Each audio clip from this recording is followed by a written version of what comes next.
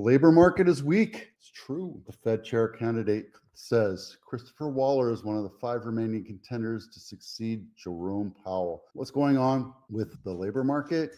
Everybody says it's doing great, but the Fed say it's weak. So I don't know exactly what's happening. Believe me, I'm not a Fed chairman.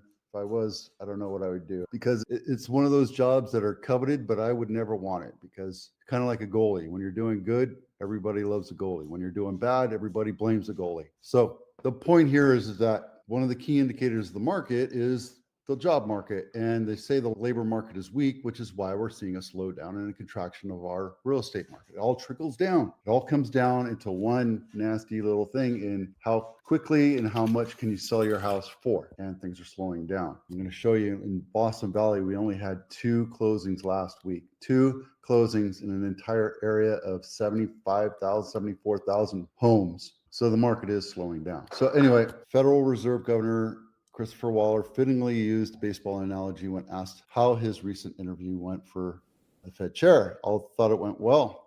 I didn't get a hit by a pitch. So there you go. Surefire ways to enhance your home. Curb appeal is the most important thing. Landscaping is huge. Put some flowers out in front of your house. Clean up the shrubs, clean up your trees, get rid of all the cobwebs and all the dirt, power wash. And if it needs a paint, give it a paint job. There you go. Energy efficient features, from low flow water, especially in California. You know, we have the drought issue all the time, to electricity, to solar power, to wind power, to what have you, but also dual pane windows, seal up any kind of cracks, that kind of stuff. That really helps go a long way. Replace old windows. Absolutely. Old windows are a sure sign of lack of maintenance. And when I see a house that has the old single pane windows, I know where it sits on the priority list of that owner. It is a lack of maintenance issue. If you're updating your windows, you're probably going to update everything else in your house eventually, and that means you take care of your house. If you see replaced old windows or cracked windows or broken windows, sure sign that that house has some issues going on. Convert extra space into rooms. Yeah, I mean, it's kind of hard to discuss that because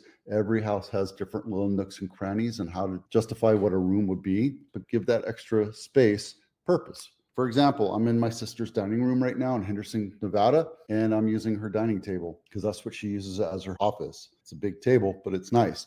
So it's multi-purpose, right? Update the kitchen. It's huge. If your kitchen is old and crotchety, it's time to update it. Put new counters on it, paint the cabinets, make it look nice. Put nice handles or pulls on it. It does a world of wonders just to make it look a little more updated. If you have chips in the sink, if you have grease over the oven on the cabinets there, get rid of that.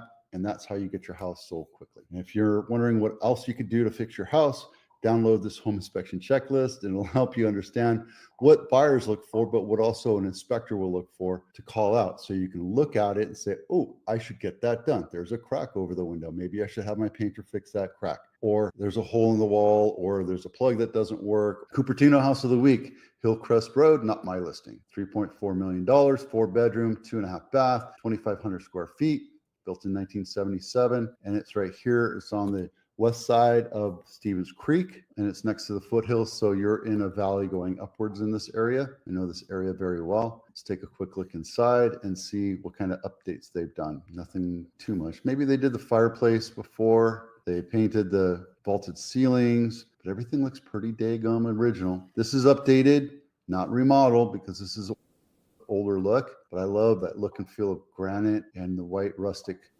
off-white and rustic tones to it. And they have pulls, so that's good. It's a nice kitchen. Wallpaper comes in and out of fashion every couple, 3 years, and is good for about a year, and then you have to get rid of it. This bedroom right here has wallpaper, and it's time for it to go. Older tile. I can tell you that I have this tile in my house too. And a nice backyard, nice pool on the side. Looks like they took pictures when it was raining. Nice. That's a nice looking house. It's going to go well. $4 million.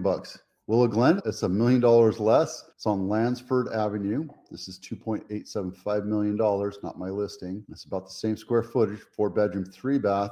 So you get a lot more in San Jose than you do in Cupertino, obviously, but you're also a lot closer to Apple and all the big companies when you live in Cupertino. 4-bedroom, 3-bath, 2,400 square feet, built in 1954, and Cherry right here. So you're not super close to Lincoln, but you can walk there. Take a quick look inside. Thank you for putting the floor plan on. That's very nice that you do that. You have 3 bedrooms over here and a primary here. I'm not sure I like that layout, but that's just the way it is. Probably would have been nicer to have the kitchen here and have a big open area and then build another bedroom right here, make that your primary. But is what it is. And then luxury home of the week, brand new, Borough Road, $21 million.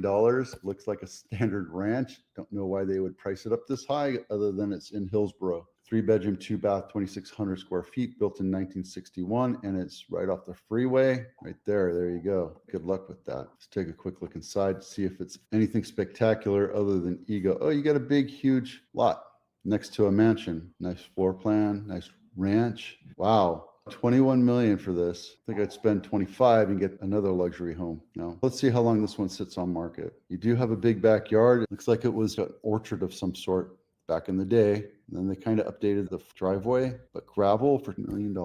Not for me. Here you go. This is the 12 Bay Area County report. 2 sales in Blossom Valley in the week. 2 closings. Santa Clara had 172. So outside of all of Santa Clara, there were 170, but 2, that's poultry. Last week we had 16. So something's definitely hicking up right now. Santa Clara County still the high volume marker. We're almost at 16 billion. I want to point something out right now. 6,500 homes. We're on track to beat last year's closings by a big margin. We have 3 months to go. No, actually 2.5 months to go. And I think we're going to surpass that pretty quick considering the fact that we're closing here. So we're kind of neck and neck. 2024, we were 8,200. I don't think we're going to get close to 8,200. So that's your recognition right there. Things are taking a little bit longer to sell. And in contract, we have 7 homes go into contract over the last 7 days. And then same thing with Santa Clara County, we have 150, and Alameda, we have 120. Oh, sorry, Contra Costa, we had 146. So Alameda and Contra Costa are both high volume, but they're still not beating Santa Clara County, and their average cost is about